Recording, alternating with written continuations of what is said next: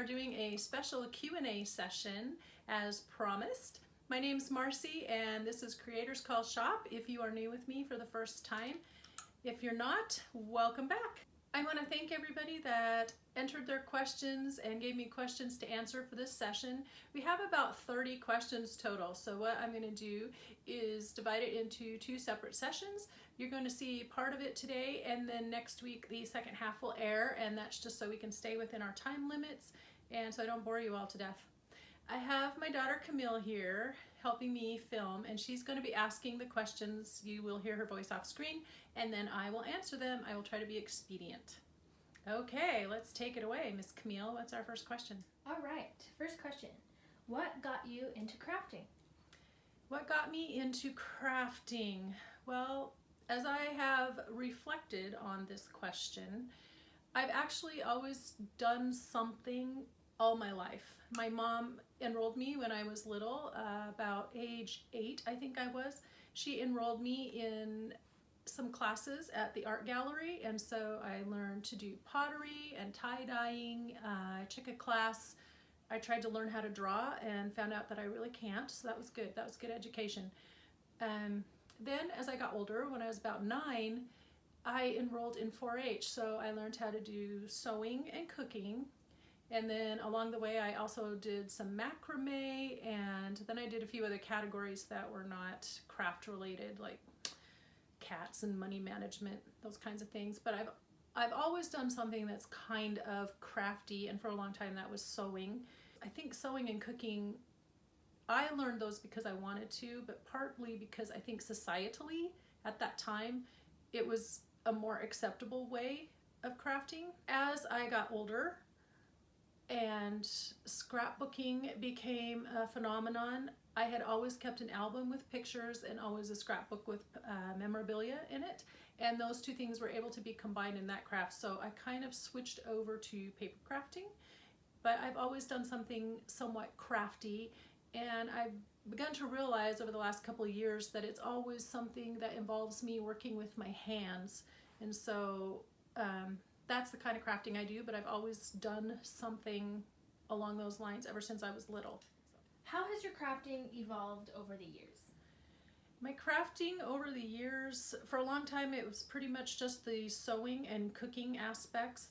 I also my creative side also got fed a little bit through decorating or renovating, those kinds of things, making my room pretty or making my house pretty, decorating for seasons. But I was first introduced to scrapbooking when my oldest daughter was about a year old, so somewhere around 1995, and I was just fascinated by it. I had always kept a photograph album, or my mom had, and I just carried that on, and I always had a little scrapbook that had memorabilia in it, like cards and little notes and things, and I always enjoyed doing that. So when scrapbooking came along, I also kind of did that simultaneously with stamping and making cards. And then of course computers were new, having a home computer, so I would type up a letter, I'd stamp on it, I would make cute little Christmas cards along with scrapbooks. And then I took a long break because I went back to the workforce for 9 years, and I didn't have time or energy or any creative thoughts for a long time, so I put it away. But when I came back home and stopped working, I picked back up with the scrapbooking a little bit. I had made a special album for my son-in-law, marking some milestones in his life, and my kid said, "Oh, you should do this for a living or make these for people."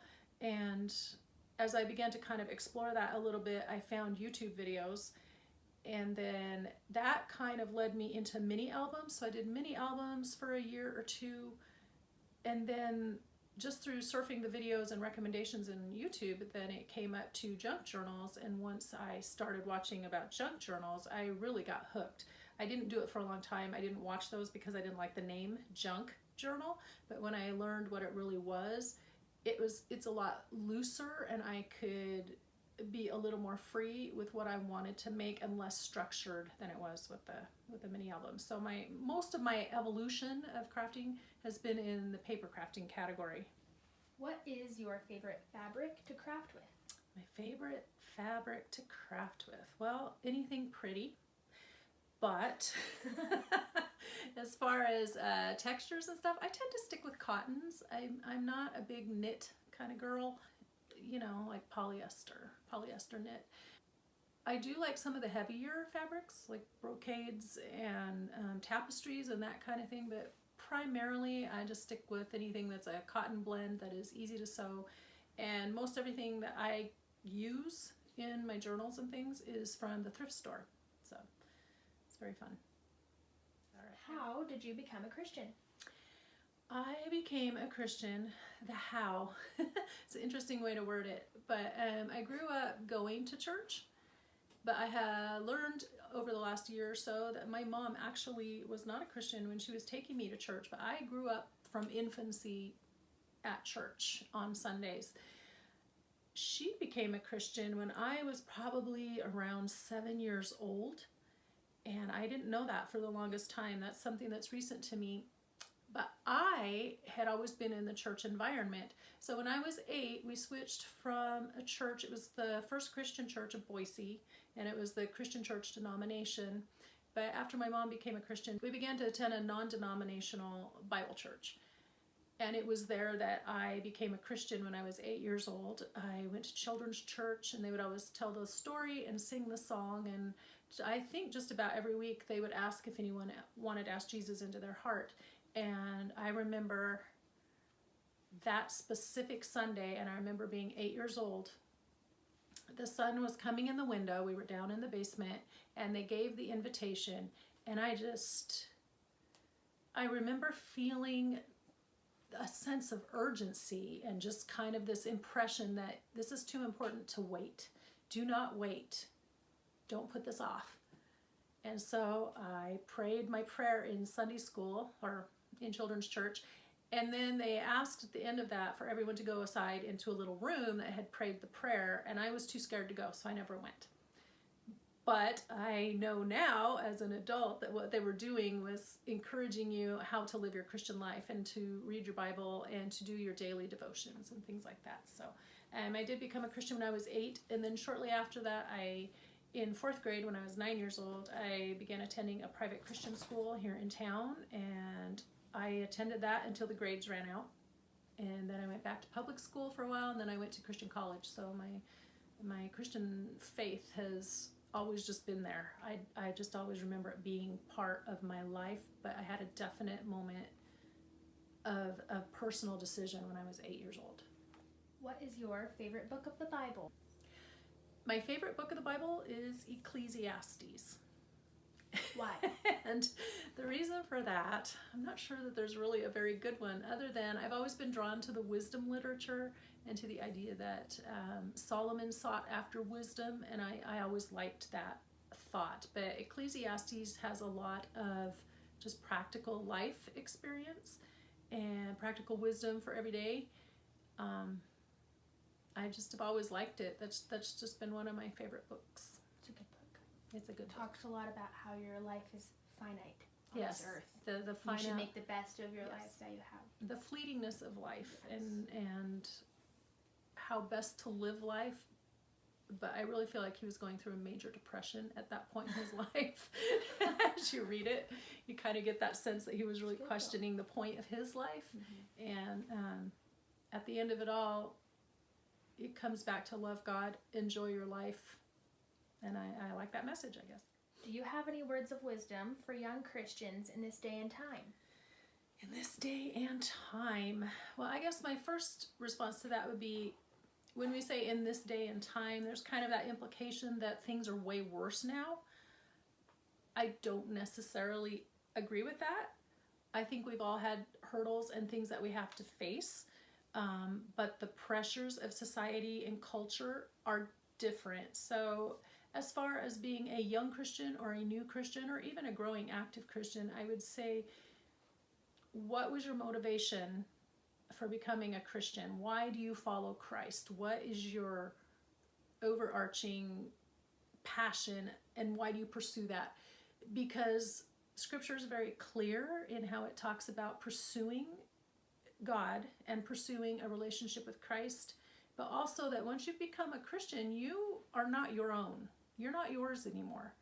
And so the way you live your life should reflect that. And it's really hard. It's really hard when you're in high school or junior high or college or even young adulthood to stand out and be different, to choose the lifestyle that what I believe or what I was raised that a Christian should have.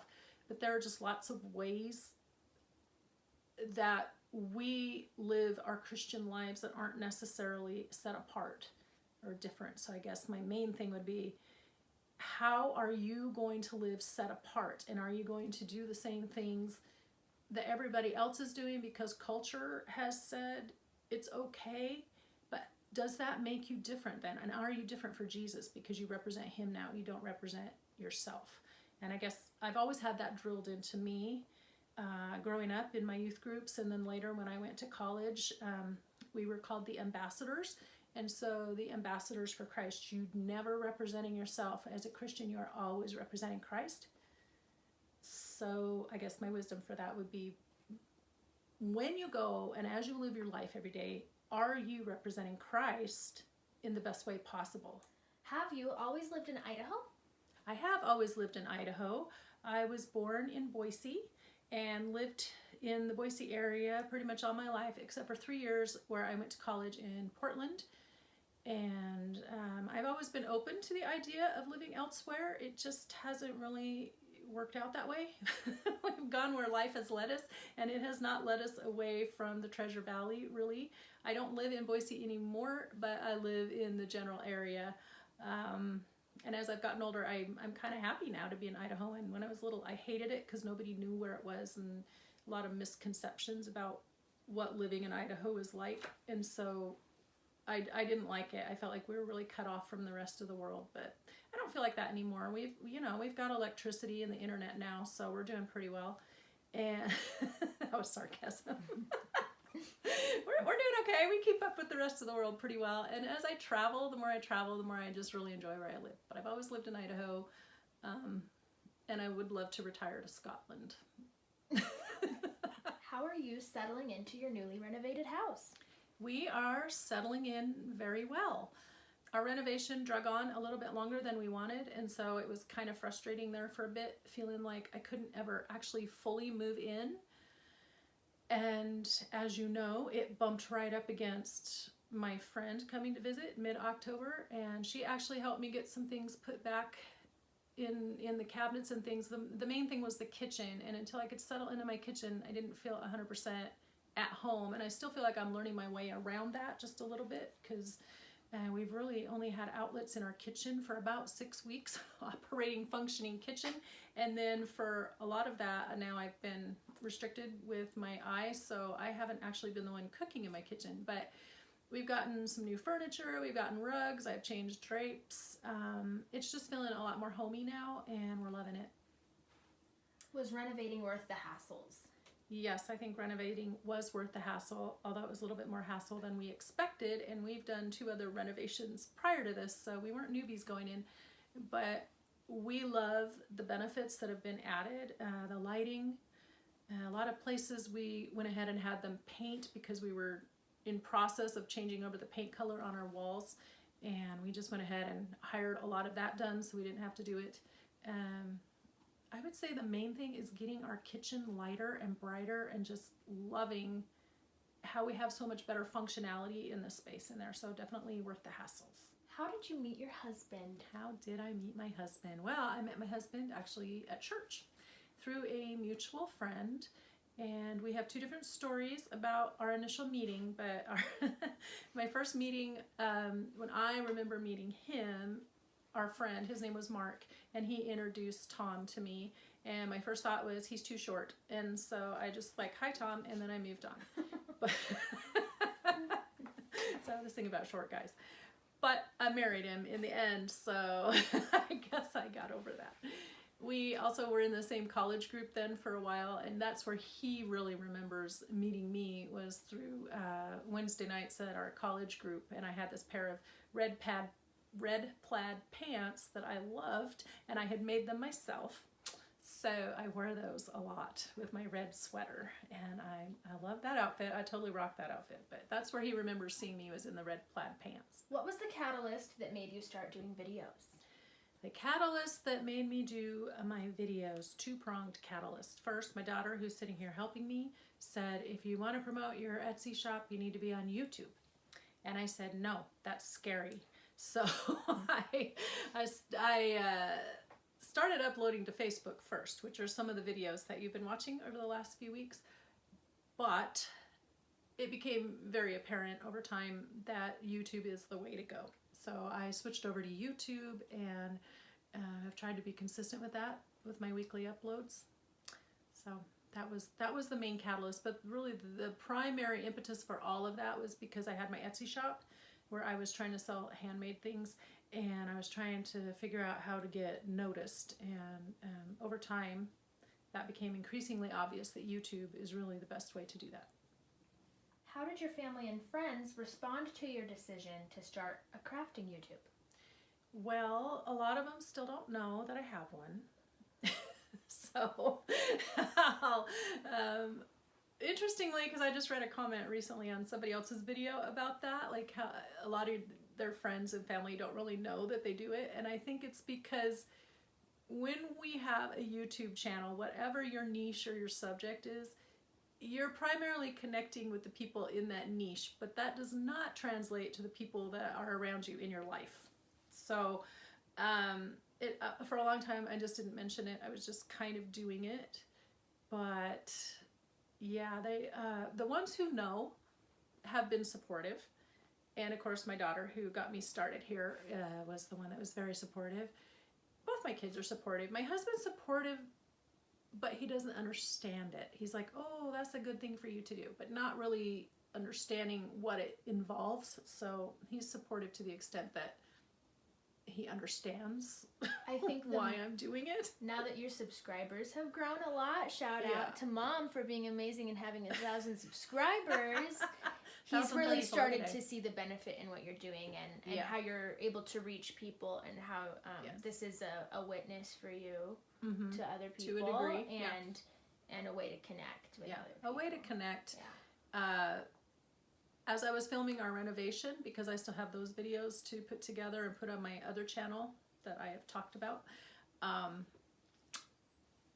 everybody that I recorded was very open to the idea of me having a YouTube channel. I mean, I've not had anything negative come back like, why would you want to do that? Or what's a YouTube channel? I mean, everybody's generally aware that YouTube is a thing. Whether or not they watch it is a different matter altogether.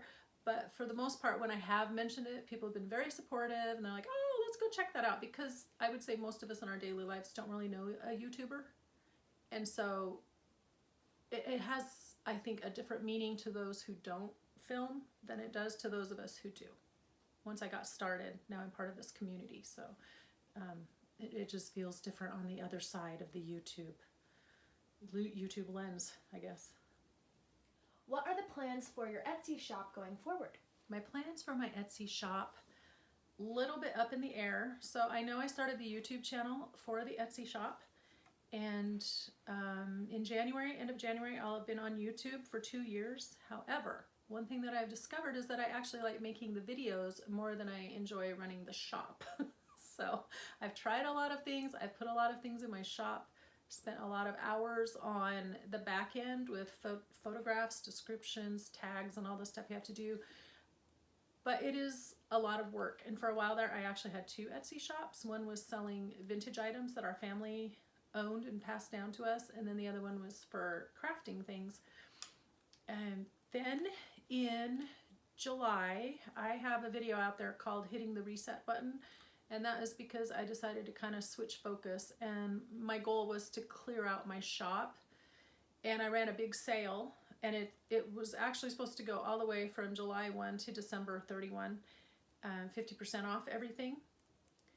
And it was going fine for July and the beginning of August, and then we went on vacation in August, and I put my shop in vacation mode, and when I came back, it just never kind of resuscitated from that. But I still have a lot of inventory. I do have a few ideas on how to dispose of some of it, and one suggestion that was given to me was to give to Care Heart and her foundation for disabled artists, which I will do as soon as I'm allowed to pack up things and lift heavy things. But there's still a lot of stuff in there. It just pains me to just toss it. And a lot of it is music, because I was given a lot of music for free that we cleaned out of our church basement. And I know this is the kind of stuff that people are looking for. I'm just having a hard time getting the word out. So I, after that, somewhere, I think, was it October? I think I reached out and asked 2 different YouTubers. One is Diane Shaw. Hey, Diane. She's Shawcraft1 here on YouTube, and my old barn door on Etsy. And she did give me a shout out, which I super appreciate. And so I got a few more sales from that.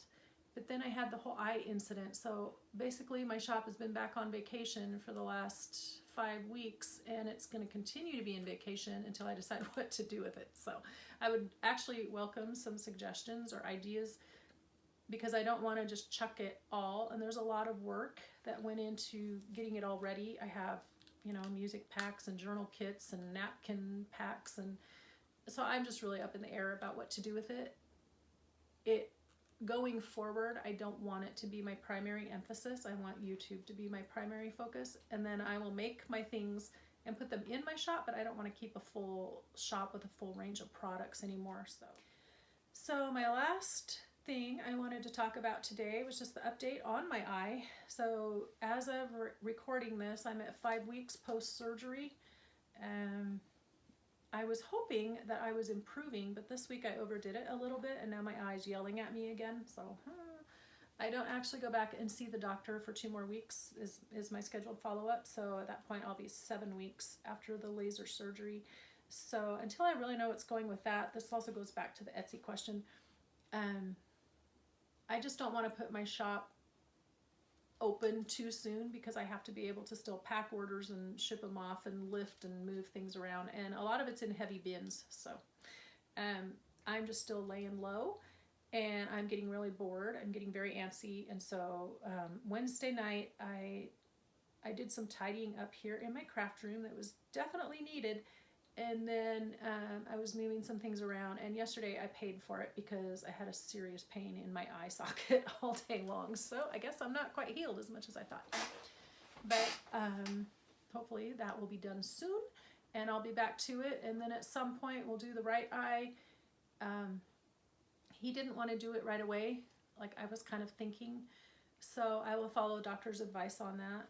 But the good news was, and I don't think I really told a lot of people, when I had originally done my video about the eye announcement, I was supposed to go back in 2 weeks for a laser follow-up because he could only get 85% of it done. And it turned out when I went back at the 2-week appointment, he said my eye was healing much better than expected, and so he did not laser it anymore.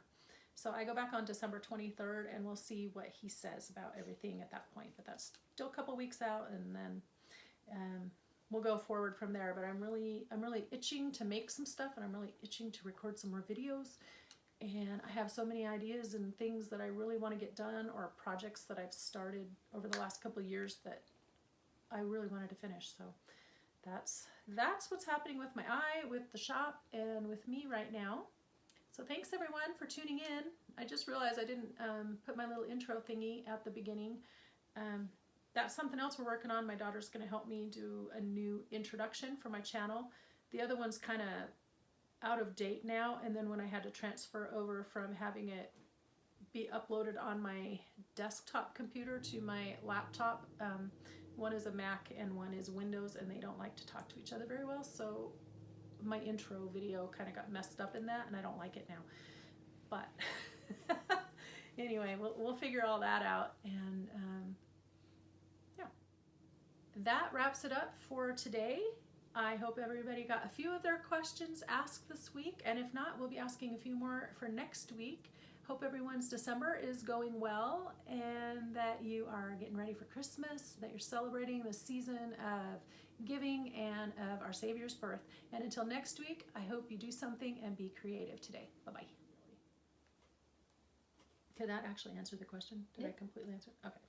All right.